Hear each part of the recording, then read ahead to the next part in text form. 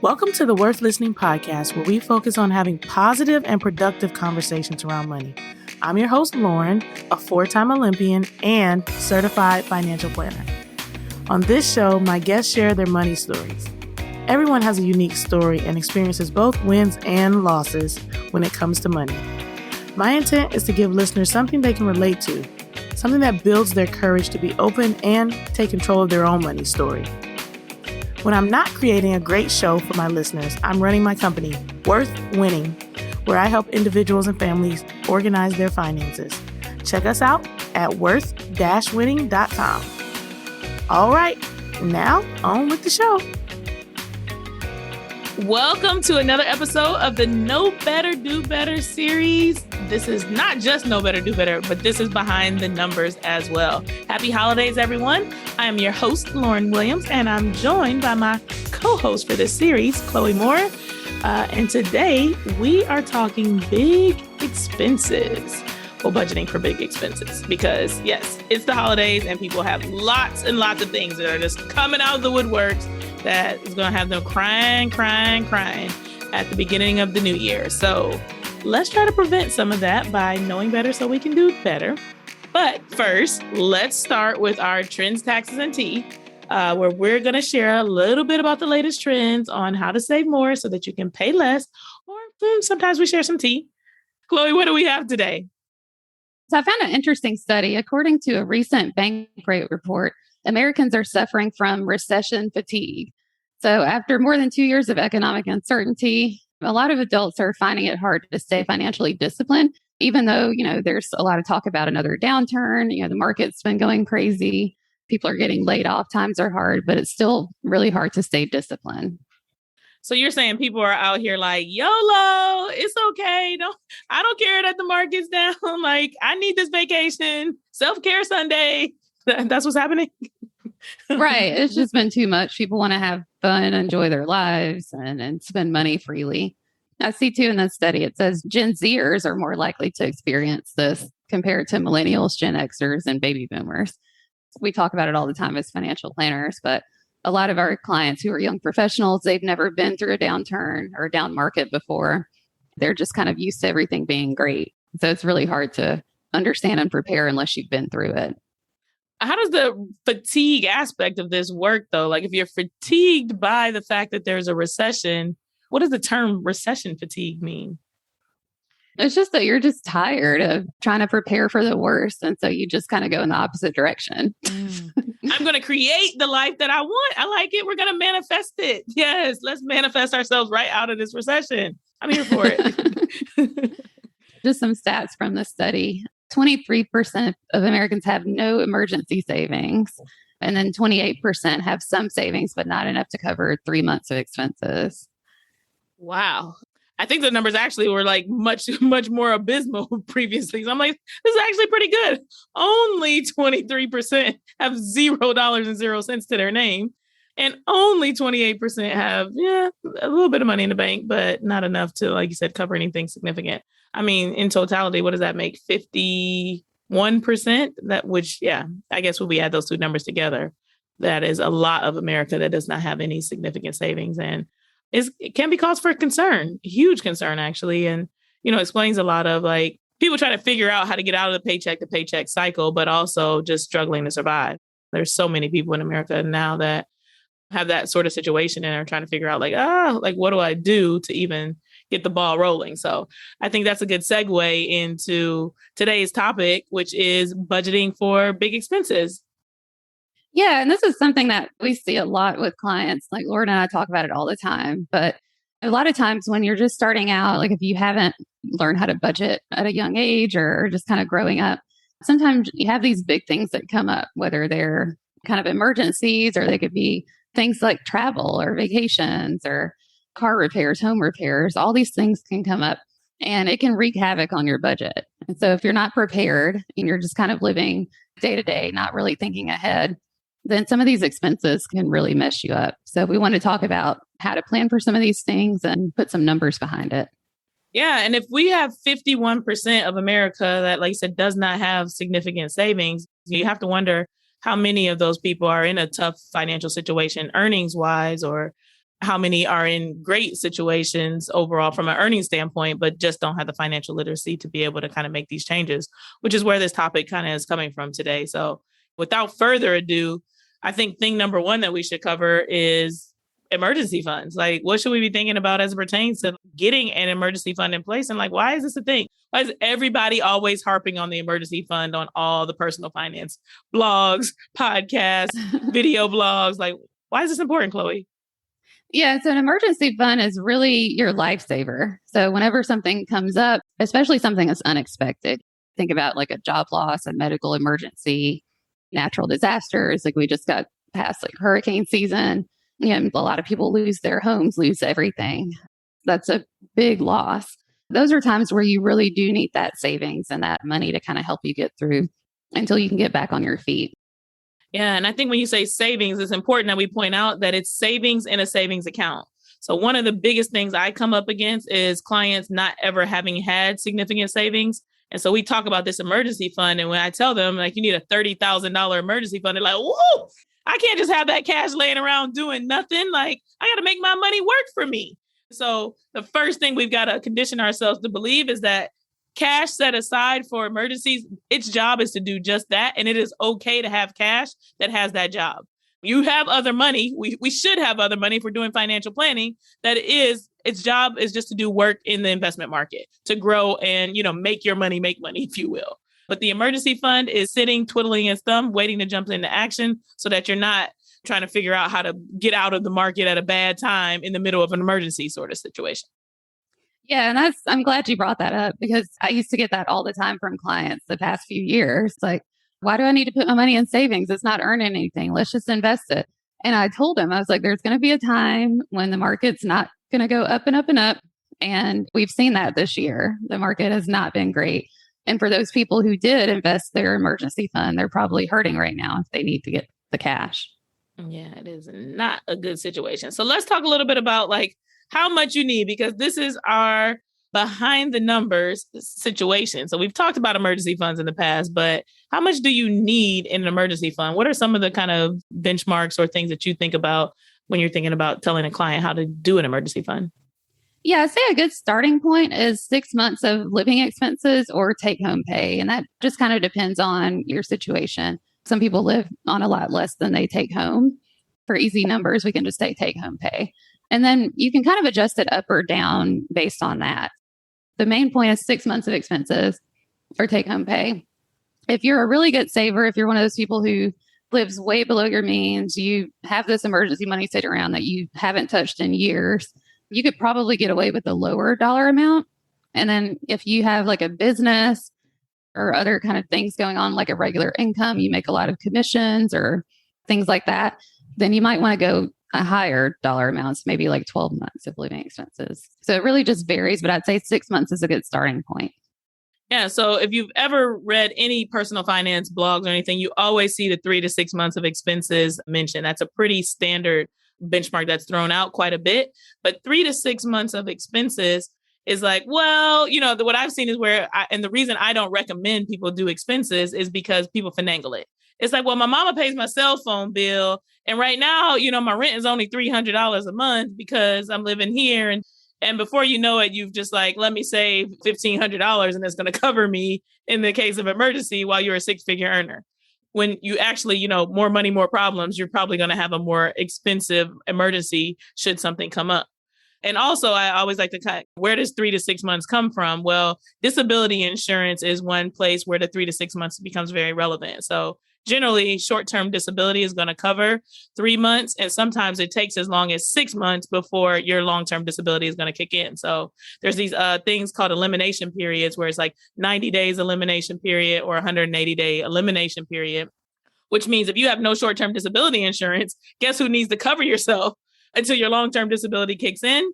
And we are far more likely as young professionals to become disabled than we are to kick the bucket. One thing, I'm not going down the disability insurance track today, but it's one of those things that we don't often think about. That's another reason that the 6 months makes a lot more sense to make sure that you can cover yourself should you need to wait for something like long-term disability to kick in. So 3 to 6 months of expenses, it's hard to really know what your expenses are. And if you do 3 to 6 months of take home pay and more closer to the 6 month mark, you know that you'll be able to cover all of your regular monthly expenses, assuming that you've been saving some of your take home pay. That'll give you a little bit more wiggle room. So one of the examples I like to use is like, if you have children, maybe your kid's in soccer and you lose your job. Well, soccer is probably a discretionary expense that you wouldn't have accounted for if you were doing your expenses based on 3 to 6 months of expenses. But wouldn't it be nice to keep little Susie in soccer while everything was happening to create some stability in her life? That would be a really cool thing to be able to do. Or, maybe you need to go see a therapist because you lost your job and it was a toxic situation. Well, therapy was probably one of the expenses that you weren't really accounting for on the front end, but it's something that definitely you want to continue to be able to do even in this tough time while you're living off your emergency fund to make sure your sanity. Your gym membership is another one. Your health and your fitness, that might be the place where you go to blow off steam. So some of these things are very discretionary, but also, you don't know what you're going to need in the time of an emergency, and little things like that. And having extra cash to be able to decide goes a long way. Yeah, definitely. So let's look at some of the numbers. So just for example, if your take home pay is $5,000 a month, then 6 months would be $30,000 a year that you would need to save, or $30,000 that you need to save in your emergency fund. So that could come from, just your monthly savings. If you receive a big bonus, I work with a lot of tech employees. So, they might receive, big equity from their companies. And we sell some of that to help fund these emergency funds or help with some of these other expenses that we'll talk about. So yeah, those are just kind of different ways that you can help to fund those. Yeah, and I would say most people are going to need an emergency fund around at least $10K. And so if that number Chloe just threw out scared you, you're one of those people, you're like, "Ooh, I'm bringing home $5,000. I definitely don't have 30,000 saved." I would work really aggressively to try to get to the 10K mark, and then maybe let yourself off the gas a little bit. So, maybe figure out your budget so you can save $1,000 a month. 10 months from now, you got 10K in the bank. And then you start to save like $500 a month to continue to build the emergency fund and to allow you to be able to do some of your other savings goals or other things that you're trying to tackle. So it's all about prioritizing. There's no one size fits all, but you definitely need a baseline emergency fund in place while you build what is supposed to be your emergency fund in totality. I know people have probably heard of Dave Ramsey and the baby steps or whatever they're called, but yeah, like 1 to 2 months is a great place to start. So don't feel bad if you can't get to the 6 months pretty easily. Yeah, because people definitely get overwhelmed, get paralysis, and they just don't do anything. And we don't want that. We don't want that. All right, let's go to talk a little bit about what is actually an emergency, because sometimes I think people get a little confused about, you mentioned some natural disasters and things that are clearly like, oh crap, I didn't see this coming, but tell me a little bit. Yeah. So the thing I like to think about when it comes to what's considered an emergency, what is unexpected versus what is overlooked. So really unexpected, kind of, we talked about some of these things before: job loss, medical emergency, natural disaster, even last minute travel. Like if someone in your family passes away or a close friend passes away, traveling for a funeral, that could be a huge, unexpected expense. So those are things that really you clearly cannot plan for. You don't know when they're going to happen, if they're going to ever happen. And then when you think about overlooked expenses, these are the things that a lot of people think are emergencies. So, bills that you might pay at a regular interval. So if you have car insurance, for example, that you pay every 6 months, or maybe like a premium for something else that you pay like once a year. If you have regular home and car maintenance, if you own a home or own a car, any kind of maintenance is not an emergency. It's something that you should have planned for. Same thing with like routine medical expenses. Another big one is travel. And so a lot of people, and we'll talk about that a little bit later. Mm-hmm. It's the holiday season too. So a lot of people with the holiday travel, you're just like, but I have to go home to see my family. You knew you were probably going home to see your family right in January of this year. Yeah. And then another one that comes up too with a lot of young professionals, especially, is just, weddings and gifts for baby showers and all of those types of things. Some of those can be super expensive, especially weddings. Like if you're in a wedding, there's the parties and the gifts and the showers and the outfits and just everything involved with that. Yeah, I want to circle back to this idea of these things that come at irregular intervals. Like there's one thing that is huge in the industry that they said, hey, we can't trust you homeowners. So we're going to create this thing called escrow, because property taxes and insurance are two of those bills that, like you said, are due once a year. but so many people would have a hard time paying them and forget about them and would be in a ton of trouble. You know, you could lose your house if you don't pay your property taxes. So it's something that they're saying, hey, let's put this money in escrow. If you're a homeowner, you've heard that term before, and you're likely doing that. You need to be thinking about creating an escrow for some of these other things. Like you said, your car maintenance, it's going to come up. Your car insurance, it's going to come up. Think of some of these expenses that you know are going to come up on a regular basis and try to create your escrow account, if you will, for those things. That way you have money set aside and it's not popping up on you. Christmas comes every year, same time of the year, as do all the other holidays. You said a baby shower kind of gets thrown off. You never know when your friend's going to say like, hey girl, I'm pregnant. And you've got to plan accordingly or get married. But also, you know that you're at the age where people are getting married and having children and things like that. So there can be a budget or a fund where you kind of are setting money aside so that you're not completely caught off guard when they swing that on you. Yeah, so let's talk about planning for some of these just in practical terms. So we'll start with vacations and travel. I see with most of my clients, that's a big ticket item they spend on every single year, year after year. Generally speaking, if you want to plan ahead for vacations and travel, just try to think about, the last few years or even what you want the future to look like. How many trips do you want to take a year? Do you want it to be domestic or international? How much would those trips on average cost you? And then kind of come up with the amount that you'll need each year to cover those expenses. Yeah, I think this is where the big bad B word has to be said, is creating a budget. So a lot of people don't really know or understand like how much they're spending on these things. But when I nail it down with clients, I frequently find that, the minimum that they're willing to save up on a monthly basis is $500 a month, which sounds like, whoa, a lot of money. But, you go on a vacation and it costs you $1,500. Then you do that a couple of times a year. Before you know it, you're at $3,000 or $4,000. And so $6,000 for a typical six-figure earner is kind of a baseline of travel fund that I think I see on a regular basis. Like I said, it definitely goes up from there.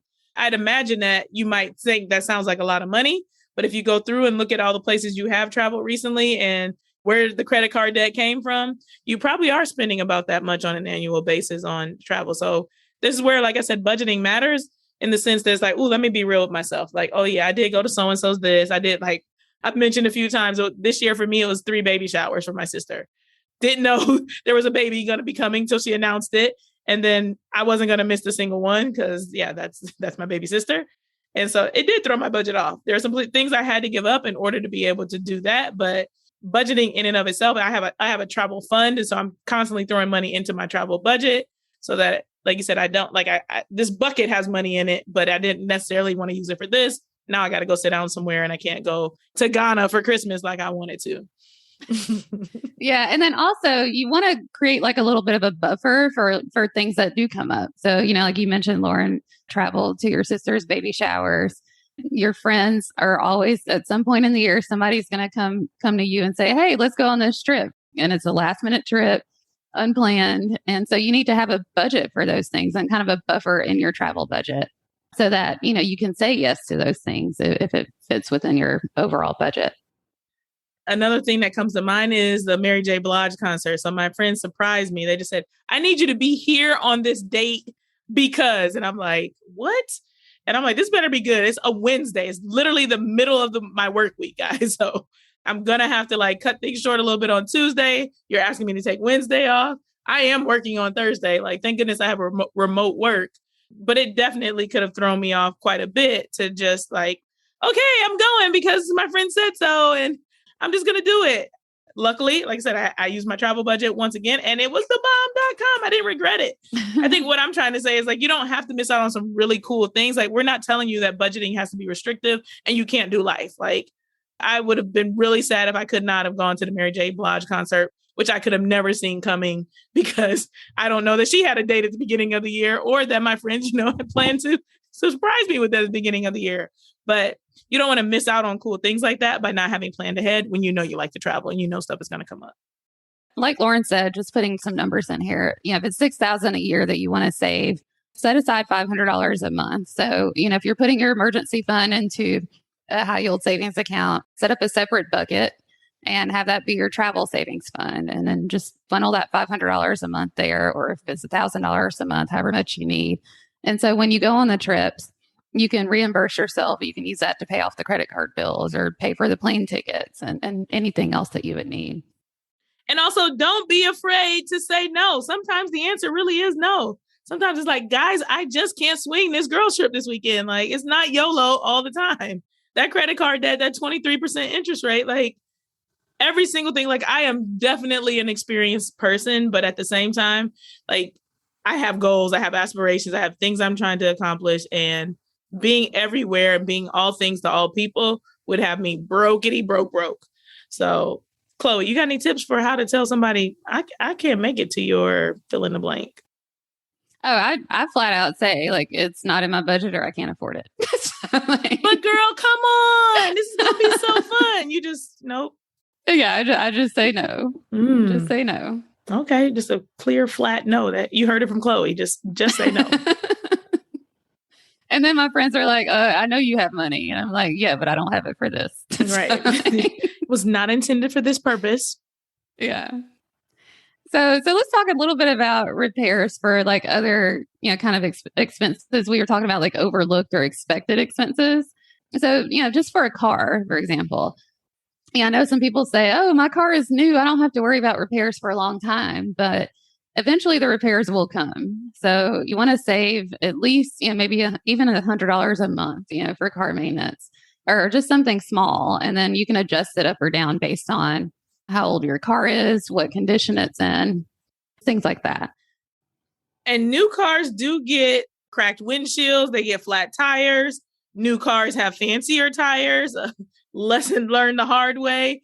There's a Mustang that is currently not being used in someone's life that I know because they have American racing tires that needed to be shipped from here, there, and everywhere. Then the key got lost. Like, new car's not broken, but can't drive it if you don't have any tires. Yeah. Oh, yeah. I learned my lesson with the tires too, because I have these tires that you have to replace way more than normal. Yeah. And your windshield is sometimes lower than your deductible. So you got to come out of pocket, pay for that new windshield. That happened to me 3 times in 1 year once. I broke the windshield. Yeah. And then even with a house, you want to set aside at least 1% to 2% of your home's value each year. So that can kind of help with any kind of repairs or maintenance or things that would come up out of the ordinary. But my house is new, Chloe. I just had it built. It's new construction. I don't need to save for that. There are still things that come up for sure that you need to save for. And sometimes you can have new builds that aren't built that great. So yeah, now you find yourself tearing it up. It's like, well, it may be under warranty or the contractor may ghost you and you find yourself trying to figure this stuff out on your own. It's just things you didn't even know to ask at one point. I have a client that there's some sort of wire running across their driveway that's not up to code and also not making their garage work right. And so now they're trying to figure out, like, do they dig up the driveway to put this thing underground? And guess what? The contractor is missing in action who, was doing all this stuff. And it didn't seem like a big deal initially, but now it is. I've actually had 2 friends who bought houses in the last couple of years. And we just had a crazy housing market. It's starting to slow down a little bit. But during that crazy market, they were getting home inspections, which you should do anytime you buy a house. But the home inspectors were lazy and they didn't catch a lot of the issues with the house. So both of my friends had to pay $20,000 to $30,000 getting things fixed at their house that were really kind of emergencies that needed to be fixed. Yeah. And their safety was a concern. And busy sometimes equal lazy, like they just can't put the same attention to detail because they're getting this caseload every day. Here's 50 houses you got to do when they're used to doing 15. People were trying to rake in the cash and collect as much as possible. And the actual quality of their work suffered during that time. So I think we're going to have a lot of people that are going to be crying about getting a raw deal, if you will. Got a nice low interest rate on that mortgage, but you're going to end up paying one way or another with the actual additional costs you have related to corners that were cut along the way. And then the other one is pets. And so I know you have your horse of a dog, Yasu. So you can probably talk more on pet expenses than I can. I am definitely a budget buster in this regard. So I have a full breed dog, which they definitely require more maintenance. Just think of like you getting a fancy car. You get a Ferrari, the oil change doesn't cost the same on a Ferrari as it does on a Honda. So just regular maintenance is one piece of the puzzle, but also a lot more health issues and things. So people make fun of mixed breed dogs, or we like to call them mutts, whatever you want to say, just dogs in general that are multiracial, if you will. But those dogs are hardy. And when genetically you're trying to keep a dog's bloodline clean and clear and there's also a lot of health issues that come with those things. So Great Danes, as an example, are prone to their stomachs flipping. So one surgery that Yasu had to have was he had to have his stomach stapled on the inside so that it didn't flip. Why did I pay for that surgery in advance before it even happened? Because I had a Great Dane before him where her stomach did flip.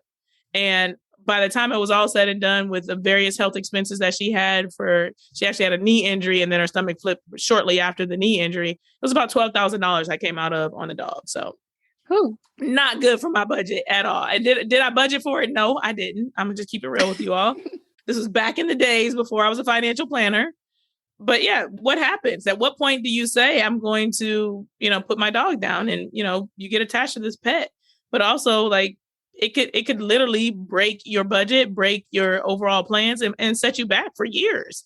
Not everybody has $12,000 to be able to cover something like that. So how long are you willing to take to pay that back if you can't come up with those funds?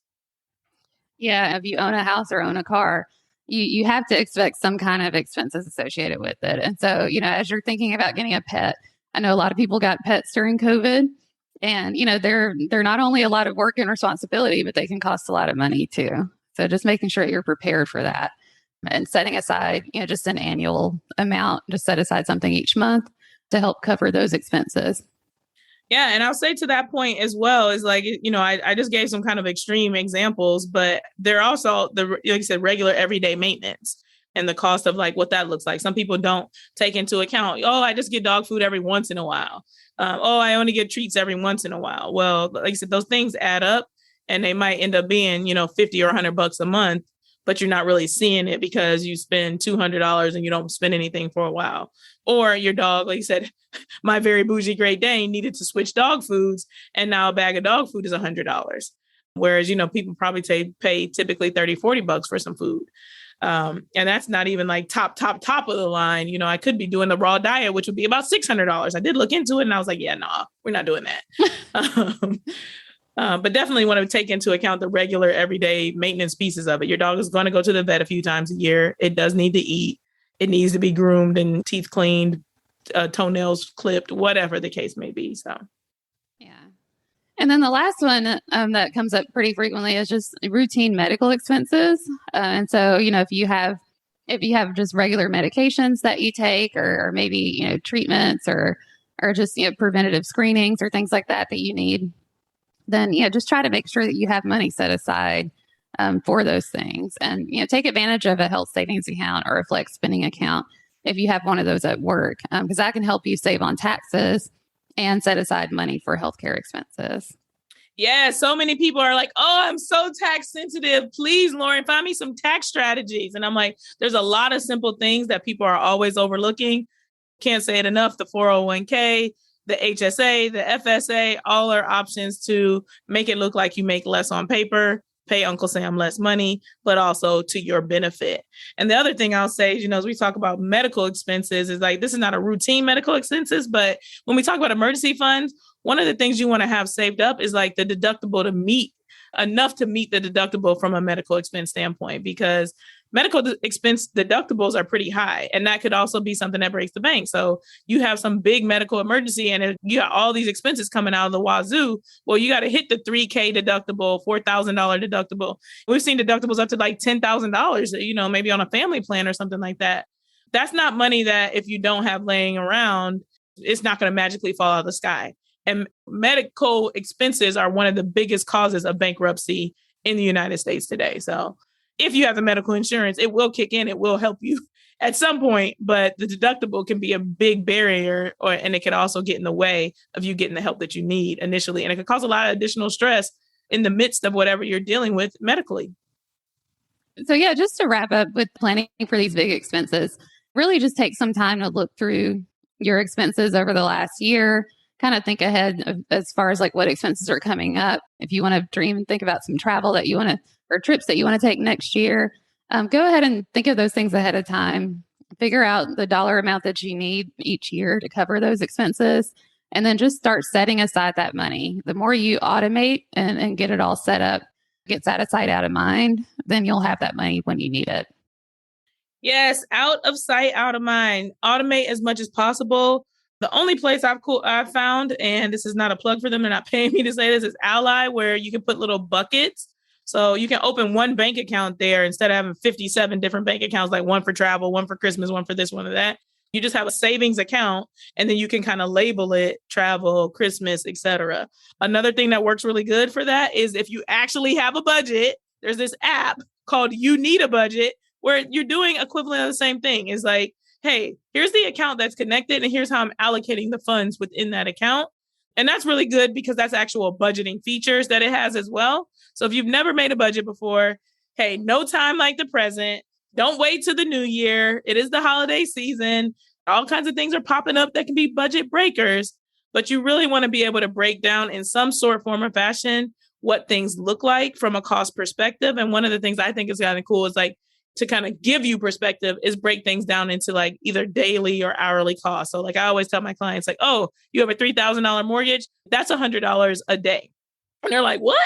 And I'm like, yeah, like you need to make $100 every day just to keep the roof over your head. That's just to cover the mortgage. That's not the property tax. That's not the insurance. That's not the HOA fees. And then, as we're talking about budgets, sometimes it helps to just kind of break down like, woo, I make X number of dollars per day. And here's the baseline expenses. I need to make X number of dollars a day just to cover these little baseline expenses. It's easy. We always do budgets on a monthly basis, but sometimes it also helps you just rethink what are you willing to pay and what is the value related for something when you break it down into a more bite-sized chunk. Yeah. And I've even heard too, just as a business owner, what's your hourly rate? How many hours of work is it going to take you to pay for this expense? And how much of your time are you willing to give up to pay for certain expenses? Yeah, definitely a very valid thing. And sometimes, people are like, oh, that makes you think in a transactional term. It's like, no, not so much. It just makes you really think about like what the value is related to your time and then price yourself accordingly.